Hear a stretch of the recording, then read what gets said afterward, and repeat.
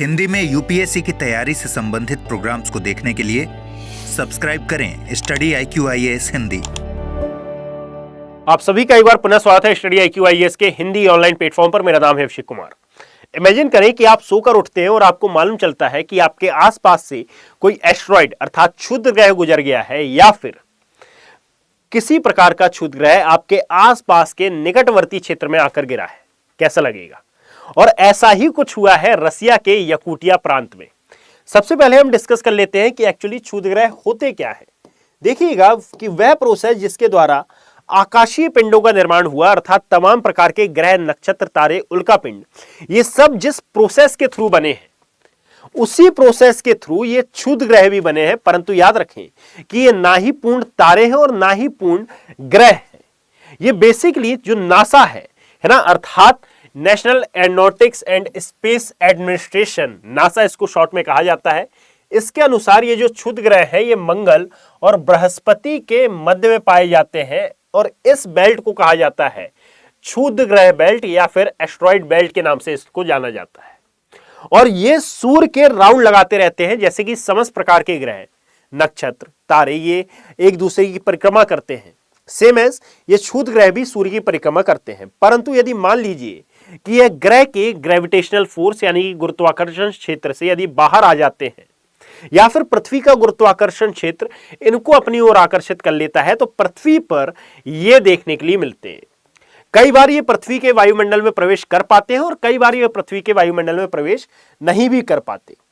परंतु यदि पृथ्वी के वायुमंडल में ये प्रवेश कर गए हैं तो पृथ्वी के वायुमंडल में मौजूद विभिन्न प्रकार की गैसों के साथ ये टकराकर या फिर विभिन्न प्रकार की परतों के साथ टकराकर ये अलग अलग प्रकार से प्रज्वलित रंग उत्सर्जित करते हैं और यहीं से फिर अलग प्रोसेस आपको देखने के लिए मिलती है। यदि ये पृथ्वी के बहुत समीप से गुजर रहे हैं तो कई बार ये विजिबल भी हो जाते हैं, जैसा कि रसिया में हुआ, और इनके वीडियोस भी कई बार फेमस हो जाते हैं। ऐसा नहीं है कि रसिया में इनका पाया जाना। अच्छा, एक और बात कि यदि आप इनका आकार देखेंगे तो ये जो वेस्टा है ये सेकेंड लार्जेस्ट एस्टेरॉइड माना जाता है। इसका आकार 530 किलोमीटर, जी हाँ 530 किलोमीटर से लेकर मिनिमम की यदि हम बात करें तो 33 फीट से भी कम तक का हो सकता है। और कितना कम हो सकता है तो आई थिंक आप इस न्यूज से समझ जाएंगे कि asteroid lights up sky as it for in Russia's Yakutia, यानी कि रसिया का जो साइबेरिया वाला रीजन है, यहां का ये यकूटिया प्रांत है। अब ये कहां आता है लोकेशन में बता रहा हूं, और फिर बाद में ये वीडियो वायरल होने की बात कही गई है। एक और इंपॉर्टेंट बात कि भाई ऐसा पहली बार नहीं हुआ है। इसका जो व्यास है ये अप्रोक्सीमेटली 70 सेंटीमीटर अर्थात लगभग 28 इंच के समथिंग बताया जा रहा है। और 2022 में भी यह घटना हुई थी और इस एस्टेरॉइड को नाम दिया गया था WJ। जो 2023 में यह घटना घटित हुई थी इसको नाम दिया गया था CX1 का, और जो 2024 में घटना घटित हुई थी याद रखिएगा इसे नाम दिया गया था BX1 का। अब ये प्रीवियस नाम क्यों याद रखना है? कारण यह है कि ये बिल्कुल हाल ही में घटित हुई घटना है, और जब ऐसी कोई घटना घटित होती है तो वो घटना जो प्रेजेंट में घटित हुई है उससे ज्यादा इंपॉर्टेंट प्रीवियस टाइम में जो घटनाएं घटित हुई हैं वो पूछ ली जाती हैं एग्जाम पर्सपेक्टिव से।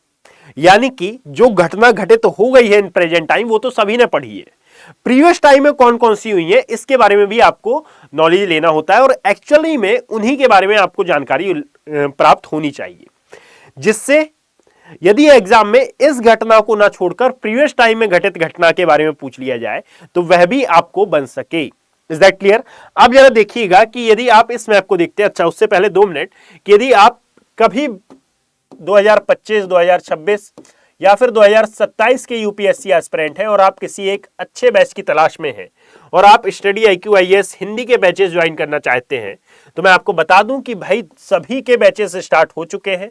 यदि 2025 के आप स्टूडेंट हैं तो अब आप देर ना करें, ये SIP प्लस प्रोग्राम है, अर्थात इसमें आपको पूरा प्रिलिमिनरी एग्जाम का सिलेबस कंप्लीट कराया जाएगा विद इन फ्यू आवर, यानी कि बहुत ही कम समय में आपकी पूरी प्रिपरेशन कराई जाएगी।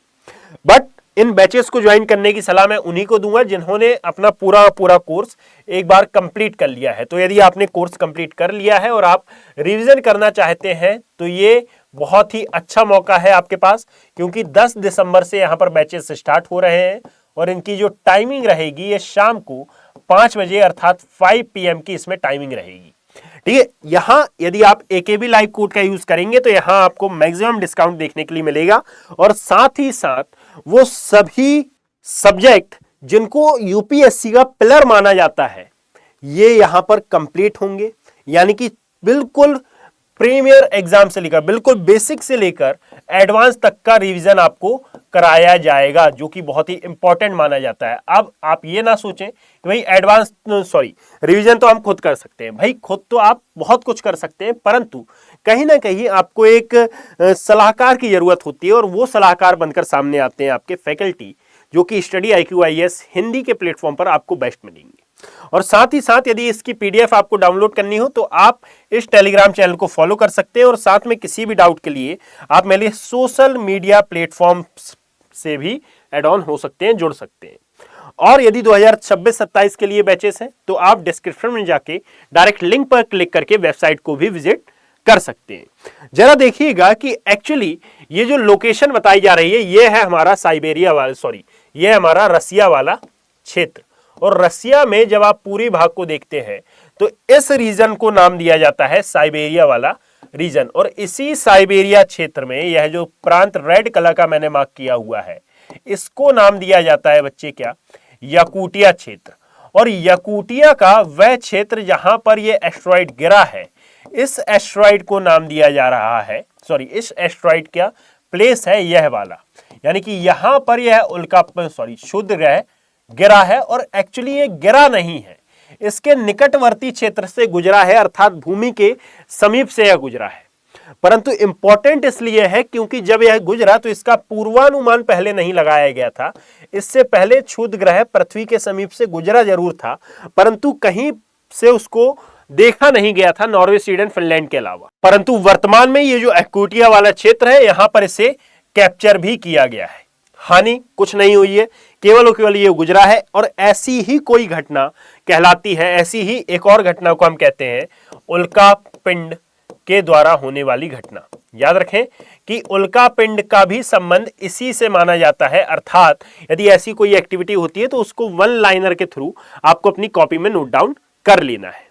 अब इतना कोई बड़ा कॉन्सेप्ट है नहीं कि आप याद ना रख पाए, बस यहां पर मैं बता देता हूं कि प्लेस याद रखना है और साथ ही साथ ये जो आकार है इसका ये मायने रखता है, और जो नाम है अर्थात प्रीवियस टाइम में जो घटनाएं घटित हुई हैं ये आपको याद रखनी होंगी।